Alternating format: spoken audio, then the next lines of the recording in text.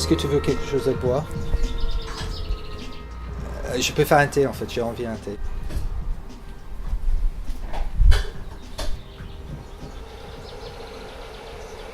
Moi, quand chaque fois j'utilise le mot pour expliquer de mon travail, j'ai toujours trouvé ça un peu... J'ai jamais confortable avec les mots en fait. Je suis souvent dans un côté très technique quand j'explique le travail, plutôt que entrer dans tout le concept, les émotions, tout ça. Et je crois aussi pour moi, de basculer entre le français et l'anglais, on peut s'exprimer mieux dans notre langue maternelle, comme tout. Même si mon français, j'ai fait beaucoup de progrès, mais quand même, pour moi, c'est toujours l'anglais, je crois, reste le base pour tout. Voilà. Je crois que j'ai voulu voir un fait, je vais juste mettre le thé. Et l'origine, chez nous et le voisin, c'est la même maison. Et cette maison date de 1750 autour. Et ça, c'est notre jardin. Et en fait, c'est ancien mur à pêche. Montreuil, il était célèbre pour ce pêcher dans le 17e, 18e siècle. Mais on a créé, en fait, tu fais des petits balades, se trouve, c'est comme un petit parc. Et les choses, fais attention avec les jardins parce que tu sors et tu dis, ok, je vais juste faire un petit jardinage.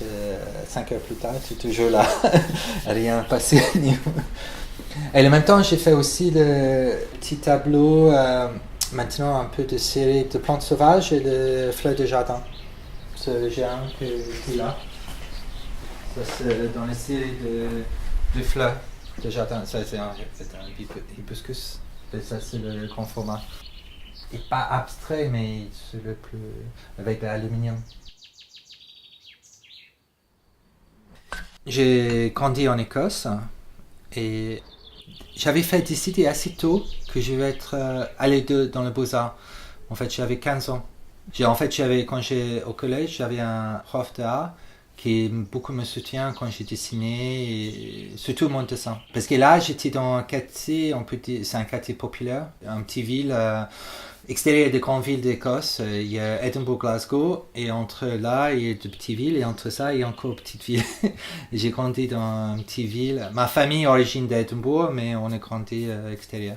Mais c'était une grande école, c'était 1500 élèves, mais qui est venue de femmes des parties campagne. Parce que ni mon père ni ma mère, personne dans la famille, c'est dans le côté artistique.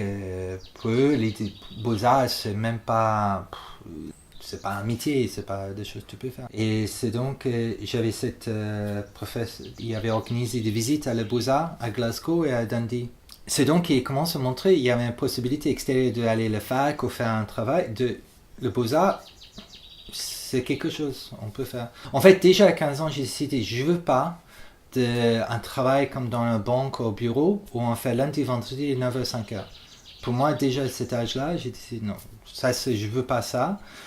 Et quand je commence à voir la possibilité, le Beaux-Arts peut être quelque chose, je dis, j'ai aucune idée qu'est-ce que je vais faire après Beaux-Arts, mais j'imagine, ça va pas être un boulot de 9 à 5 heures lundi, vendredi.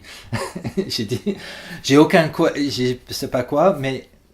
Et en fait, mon père, il n'était pas trop l'idée de Beaux-Arts. C'est en fait, j'ai fait blanc de faire des demandes à aller à la fac. Je sais pas trop le système français, mais en Écosse, et 4 Beaux-Arts en Écosse, et c'est très compétitif d'entrer dans le Beaux-Arts. À cette époque-là, il y a autour de 500 places et normalement autour de 4000 demandes entre les 4 Beaux-Arts. Et ma dernière année à l'école, en fait, il y avait une année trop festive, on peut dire. J'avais 17 ans, on sortait trop de bars, avec des amis, on fait les fêtes. C'est en fait d'avoir un bon portfolio pour demander le Beaux-Arts. Il n'était pas très bien fait. En fait, je n'étais pas accepté à ce moment-là. Donc, j'ai passé en Écosse, on s'appelle un college de technologie. Et il y a une possibilité de faire un côté photo, céramique. Le métier, c'est artistique, mais c'est plus dans un métier fixe. Et en fait, j'ai pris 3 ans pour entrer dans le Beaux-Arts. Mais la deuxième fois, j'ai été mis sur une liste d'attente. Ça m'a donné un encouragement pour faire, ok, j'ai fait mon 3e fois et cette 3e fois, j'étais bien réussi. C'est donc que j'ai été accepté à le Beaux-Arts à Dundee. C'est la 4e ville d'Écosse. C'est juste nord d'Édimbourg. J'ai fait le Beaux-Arts 86 jusqu'à 90. Parce qu'en Écosse, c'est 4 ans, le Beaux-Arts. En Angleterre, c'est 3 ans. En Écosse, tu fais une première année qui s'appelle la Foundation, mais c'est très général. Et en plus, les Beaux-Arts, je ne sais pas pourquoi, tout le monde dit à l'université, les gens travaillent plus, les Beaux-Arts, on ne travaille pas beaucoup, mais en fait, on fait des heures beaucoup plus longues qu'à la fac. Tu es bien 9 à 5 heures dans la classe, et en même temps, le Beaux-Arts est ouvert jusqu'à 9 heures de soir. Une bonne partie des gens restent jusqu'à 9 heures de soir. Presque tous les jours, on fait 2 heures de travail. Et en plus, notre Beaux-Arts à cette époque-là n'était pas ouvert le dimanche, mais était ouvert le samedi. C'est souvent le samedi et tu es là aussi. J'avais récemment réfléchi à ça, mais en fait, la première fois que j'ai fait des photos, je crois que j'avais peut-être 5 ans. 5 ou 6 ans maximum, et c'est des amis de mes parents. En fait, lui, il était, je crois, photographe amateur, en fait. Mais il y avait un petit champ-loin, lui, avec les grandisseurs, et je me souvenais, il a proposé à moi et à ma soeur de faire le photogramme. Tu sais, vraiment, quand tu mets de papier sensible, tu mets quelques objets, tu exposes, tu enlèves l'objet, et tu fais comme un plume, le stylo, et ça, ces images apparaissent. Et ça, c'est la première fois que j'ai fait un lien avec la photo. En fait, j'ai continué maintenant avec ce projet toujours. Ça, c'est en fait des séries de peintures sur lac. C'est quelque chose que j'ai commencé en France. Quand j'étais en Écosse, j'ai fait partie des collectifs de sculpteurs. Là, j'ai commencé à travailler en acier, plutôt construction, que d'origine, tout ce travail sur l'aluminium. Et le portrait famille, c'est tous partis d'anciennes photos de ma famille. Et cette série-là, des portraits de famille, commençait avec le décès de mon père. Et ça, c'est quand j'avais 24-25 ans, 24 ans. Avec ma mère, en train de ranger tous ces verres, en fait, il y avait plein de photos. J'avais toujours vu, mais pas vraiment fait attention. Et là, avec le décès de mon père, j'ai commencé à regarder tout ça. Et en fait, j'ai commencé à percevoir. En fait, mon père est né dans 1933. Ouais, 33, il est né. Et là, quand même, il y a des photos de lui comme bébé, après un petit garçon, ado. Et j'ai commencé à voir, en fait, je peux tracer de toute sa vie en photo. Donc, j'avais créé initialement. C'était un montage que j'avais fait dans un petit galerie à Édimbourg. J'avais quelques créations. Mais à partir de ça, j'ai commencé à regarder les photos de famille. Et après, j'avais fait un projet dans l'hôpital psychiatrique à Édimbourg. Et j'ai pris d'anciennes photos de ma famille et j'avais passé dans un photocopieur, mais avec un contraste total. En fait, il cassait l'image vraiment noir-blanc. Des images plutôt pas taille réelle, mais très larges. Et j'avais dessiné sur le mur, et après avec un peinture gouache noir, de tout le mur. Et c'était pas juste un expo qui apparaît, que j'accroche le tableau, et c'était vraiment, j'étais là en train de faire de la peinture, et les gens peuvent passer, et qu'est-ce que tu fais là, pourquoi, c'est quoi. Et c'est donc il y a un côté interaction avec soit le médecin, soit le patient, et curieux de voir pourquoi je suis là. Pour moi, c'est l'origine de cette série de tableaux qui est maintenant en plein couleur, mais l'origine était noir-blanc. Et après, les couleurs venues doucement, il y avait pas noir et blanc, mais jaune et bleu. C'est donc quand je suis venu en France, j'ai décidé de continuer cette série. J'aime bien les choses de pop art, des choses brillantes, tout ça. Et en fait, j'ai déjà commencé à travailler peinture laquée, mais le fait était moins lisse que je cherchais. J'ai vu un expo à Édimbourg, artiste Gary Hume, et il travaille en laque sur aluminium. Et j'ai dit, ok, ça c'est intéressant. J'ai cherché un endroit où est-ce que je peux acheter de l'aluminium.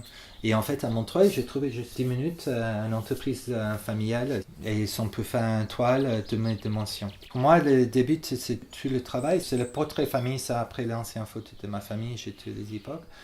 Et les autres dans le paysage urbain, ça c'est après le photo que je prends moi-même. Soit avant j'ai le paille photo, maintenant beaucoup avec le potable. Mais dans le sérigraphie, j'ai essayé de commencer à trouver un style qui va faire un lien avec le deux. En fait, quand j'ai commencé à travailler en sérigraphie, j'ai pris des images que je sentais bien avec, plutôt que commencer avec quelque chose de très nouveau. Parce qu'en même temps, pour moi, la technique était nouveau. Comme beaucoup d'artistes, il y a quelquefois des images que j'aime bien de retravailler. dans les techniques différentes, changer de couleur, changer de texture et créer une autre chose avec le même image. Je peux pas dire pourquoi cette image, pas cette image-là. J'ai quelque chose de celui-là qui me touche, j'ai fait une connexion. Mais on voit ça avec tous les artistes. C'est un côté répétitif, mais en changeant, on change l'esprit, on change le sens. Et ça, c'est intéressant de voir.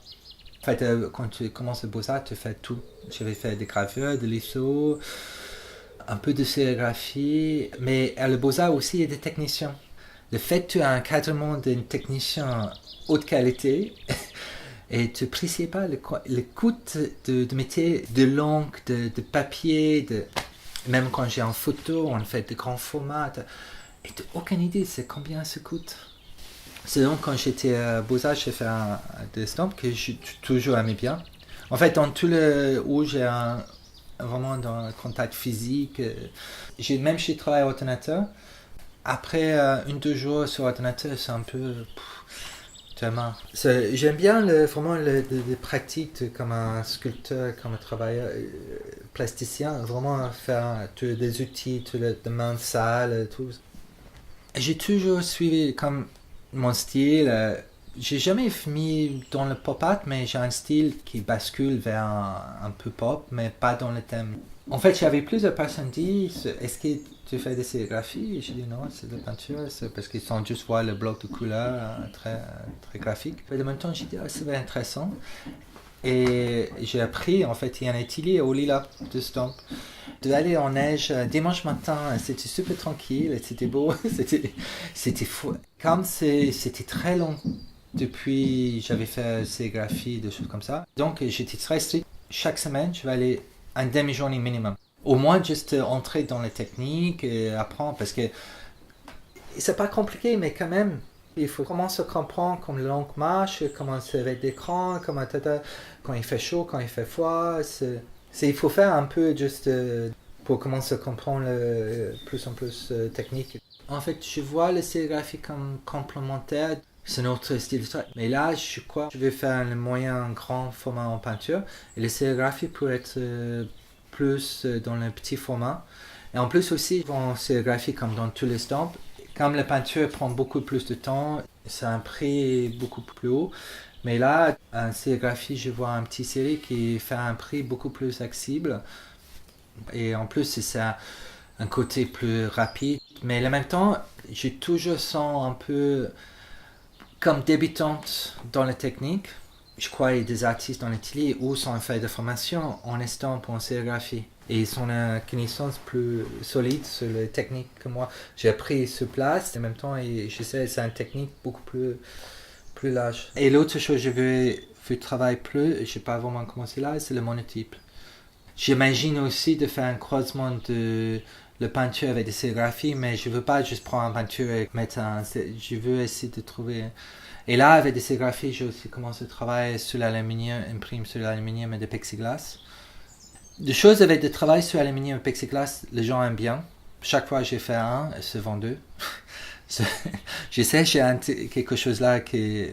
Et en même temps, je ne cherche pas tout le temps, mais c'est toujours pratique d'avoir quelque chose. Tu sais, tu crées et ça va vendre comme ça, tu peux acheter encore de matériel. Et en même temps, j'ai besoin de faire un petit plus d'expérience pour comment je peux croiser les deux. Et pour moi, des possibilités maintenant d'avoir le travail dans le collectif au Lilas quand j'ai besoin et le travail dans mon atelier, pour moi, comme artiste, ça marche très bien.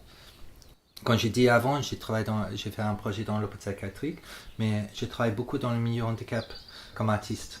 Je ne suis pas un thérapeute, pour moi c'est toujours des projets artistiques, mais dans le milieu handicap, soit dans le foyer, l'hôpital, centre de jour. Et c'est un travail qui est vraiment en lien avec mon esprit artiste. Pour moi, c'est juste pas un travail comme si j'étais dans un café ou En plus, j'avais fait un choix clair que je veux pas être art thérapeute. Je veux être juste artiste. Pour moi, c'est pour mettre en place des ateliers artistiques pour les autres artistes, mais eux qui ont un handicap, qui quelquefois c'est difficile pour eux de s'exprimer. Si je peux mettre en place un atelier où sont libres de faire ses créations, je veux être en relation avec eux comme personne et son travail artiste sans être dans le côté médical, dossier. Si tu es là comme un thérapeute, tu es aussi là avec le dossier, la maladie et tout. Là, c'est comme en deuxième tranche. Quand j'ai fait un étudiant surtout dans l'hôpital psychiatrique, tu vois des choses, mais quand je commence à voir des choses, je ne travaille pas avec. Ça, c'est pas mon but. Mon but, c'est pour créer de peinture, de sculpture, de musique, des choses. Je crois les arts, la musique, le texte, tout ça apporte beaucoup dans la maladie, dans la vie. Et c'est important pour tout le monde. En fait, c'est un couple à Montreuil, son fils est autiste. Et son fils était à un centre dirigé par Howard Button. Quand j'avais que 5 ans, je me tuais. Ils sont mis en contact. Et après, à un moment, j'ai commencé à faire un peu trop parce que j'ai parti de presque rien, presque un plein temps de travail. Et en même temps, j'ai essayé de continuer avec ma peinture. C'était compliqué. Et là, par hasard, j'ai commencé un nouveau projet à Montreuil avec un foyer de autistes. Et c'est bien, j'ai trouvé quelque chose de 5 minutes de chez moi. Je ne coûte pas trop, je peux aller le jeudi matin. Et midi, je reviens ici et pour faire le travail. Pour moi, tout le temps, en fait, mis en priorité d'avoir l'espace pour créer mon travail. Parce que je trouve qu'il n'y a jamais suffisamment de temps. Même si tu as 3 mois sans rien, et c'est pas suffisamment de temps.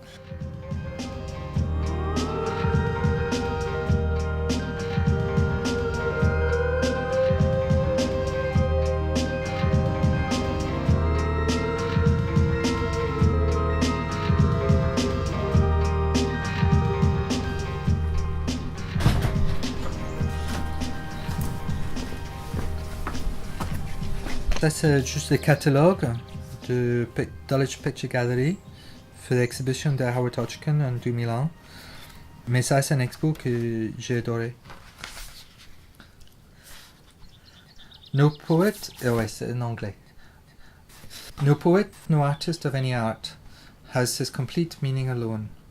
His significance, his appreciation is the appreciation of his relation to the dead poets and artists. You cannot value him alone. You must set him for contrast and comparison among the dead. What happens when a new work of art is created is something that happens simultaneously to all the works of art which preceded it.